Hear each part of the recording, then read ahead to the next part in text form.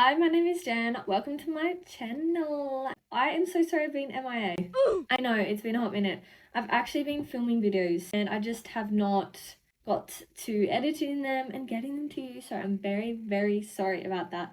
But I swear I'm not going anywhere. I've just been so busy and I've missed you. We're gonna be filming and getting some more content out, so don't you worry about that. If you're new here, hi, welcome. Today we are talking about unhinged stories on Reddit. I really have found a rabbit hole with Reddit and we're gonna go through some of the threads today because they're a bit crazy and a bit unhinged. Get comfy, get a drink, let's get into it. So it starts off by saying, what's the most unhinged thing you've done?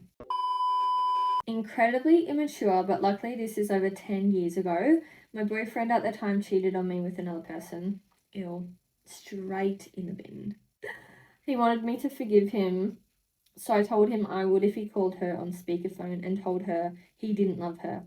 He did it, then I broke up with him. Let's all start clapping. You know what? Clock it. They want to cheat on you? Get fucked. Honestly, like, that is something so disrespectful that you can do to your partner. There's plenty of other things, but that is just so wrong. And honestly, I'm happy for you. It doesn't really sound immature because that is so wrong what they did to you, and you did what you had to, so whatever. And even the comments, no, that's not immature. Dude fucked around and found it up. I think that's meant to say found it up.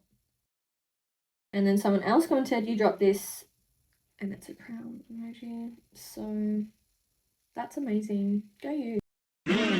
I was pickpocketed in Barcelona and something snapped in my brain to make me realize it happened. A guy had bumped into me on my way out of the airport, and about 10 seconds later, I realized my wallet was gone.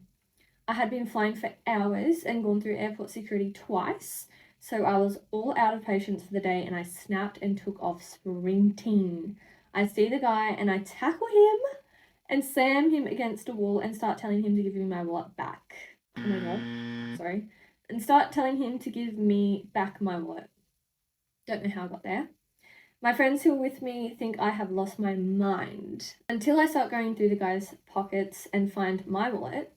At this point, there was 3 other guys there shouting at me in Spanish, and we are a short away from the entrance to the airport. One of the guys, oh my god, they actually can't read. One of the shouting guys rips out his ID at this point, which looks like some kind of cop ID that went through a washing machine 20 times. I'm not buying it since the guy does not speak a hint of English and his ID is unreadable. He is holding me by my collar and I'm holding him, and I decide, fuck it, there are real cops in the airport. So I start dragging the guy there, and when we reach the revolving door, it's me, the thief, my 2 friends, and the 3 screaming guys. And I now see that each screaming guy has a pistol holstered under their jacket. Sorry? So I start screaming. Airport cops show up, and it turns out the 3 screaming guys were doing an undercover sting operation to catch this pickpocketer who had been evading them for months. Had to spend 8 hours giving a report and then Skype in as a witness months later. I was there for 2 days to see at the drive-in play. Holy moly. That was amazing. Claps to you for going after your wallet, because I could not think of anything worse. You've just had a long flight, you're exhausted, you're so done, you just want to get home or get to the next destination, and then someone pickpockets you. You know what? Claps for you. Because honestly, that is some like brave shit. And I don't know if I'd have it in me to do that. For a minute there, I was thinking the other 3 screaming people were like part of it, but then it didn't. I got a bit scared when it said they had pistols, and I was like, oh, well, why do they all have them? You know, a bit sus. I was in my teens, so this was over 40 years ago. I broke into a private school's computer lab from the 2nd story of a fire escape and stole an Apple. What is that? What is that word? LLE. I'm just going to assume it's like a computer, right? Computer lab. A week later, after I was bored with her, I broke in through the same window and returned it. Wow. That's true. good of you, but you stole it in the first place, so I guess that balances it out. How do you like get bored of it after what, a week? You're like, okay, I'm done with this. I'm just gonna go put it back. I was under a lot of stress at the time as my dog's health was in bad shape and I had just shelled out $3,000 for a failed surgery that resulted in him spending a night in the ICU. Oh, bless. I'm walking my bike up a hill and some 20-something-year-old spits on me. No, because the way I would actually cry. Because what do you mean? What do you mean they spat on you? I'm shocked. He chuckles and says, do something about it. Oh, no, because that would really, really do me, you know? That would, no, because you're trying too hard. Oh, shit, what is that? Who you? So I grab my bike, lock, and smack him over the head with it. Wow.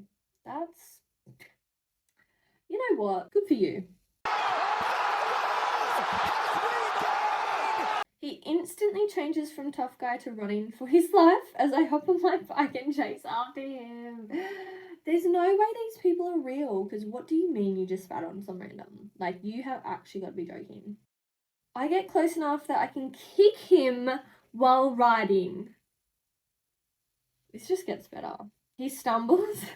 I get off my bike, throw it at him, along with a few punches. He gets up and continues to run, so I grab my bike and continue to chase him. At this point, I've done enough damage and am only trying to scare him, so I follow him for another 2 minutes while he continues to run and scream. Imagine trying to be the victim after you started it. Like, you're actually a little shit. I hope that they never did that again to anyone else. Like, surely you learned your lesson. Because honestly, you don't know what someone's going through in their life, and it could just take that one thing and you've ticked them right off, and that's it. They'll go for gold. Just don't start something that you can't finish, because some of these people, you don't know them. You really don't. Before my husband quit drinking liquor, he was a mean drunk. Oh, that's shit.